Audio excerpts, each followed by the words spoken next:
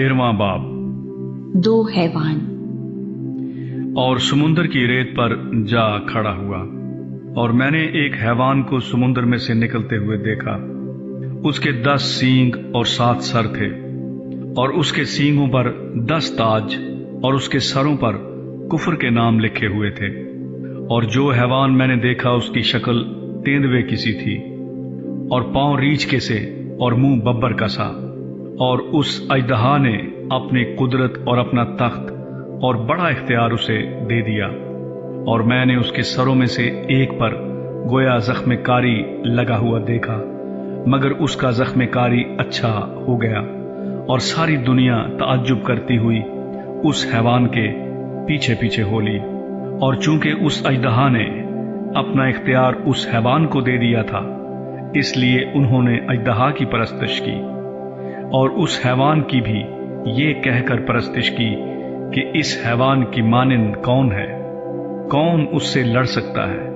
और बड़े बोल बोलने और कुफर बकने के लिए उसे एक मुंह दिया गया, और उसे 42 महीने तक काम करने का इख्तियार दिया गया।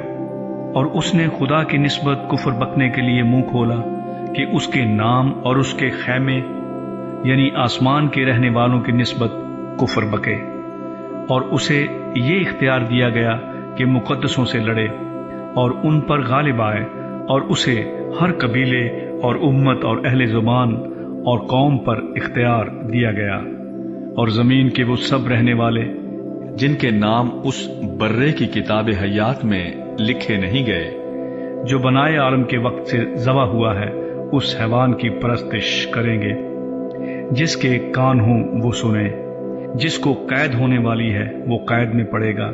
जो कोई तलवार से कत्ल करेगा वो जरूर तलवार से कत्ल किया जाएगा। मुकद्दसों के सब्र और ईमान का यही मौका है। फिर मैंने एक और हैवान को जमीन में से निकलते हुए देखा। उसके बर्रे के से 2 सींग थे, और अजदहा की तरह बोलता था। और ये पहले हैवान का सारा इख्तियार उसके सामने काम में लाता था, और जमीन और उसके रहने वालों से उस पहले हैवान की परस्तिश कराता था, जिसका जख्म कारी अच्छा हो गया था।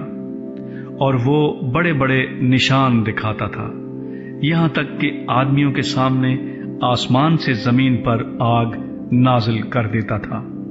और जमीन के रहने वालों को उन निशानों के सबब से जिनके उस हैवान के सामने दिखाने का उसको इख्तियार दिया गया था, इस तरह गुमराह कर देता था कि जमीन के रहने वालों से कहता था कि जिस हैवान के तलवार लगी थी और वो जिंदा हो गया, उसका बुत बनाओ।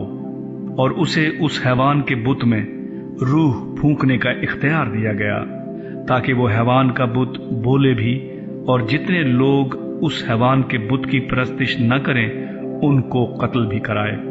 और उसने सब छोटे बड़ों, दौलतमंदों और गरीबों, आजादों और गुलामों के दहने हाथ या उनके माथे पर एक एक छाप करा दी, ताकि उसके सिवा जिस पर निशान यानी उस हैवान का नाम या उसके नाम का अदद हो, और कोई खरीदो फरोख्त न कर सके। हिकमत का ये मौका है। जो समझ रखता है वो इस हैवान का अदद गिन ले, क्योंकि वो आदमी का अदद है, और उसका अदद 666 है।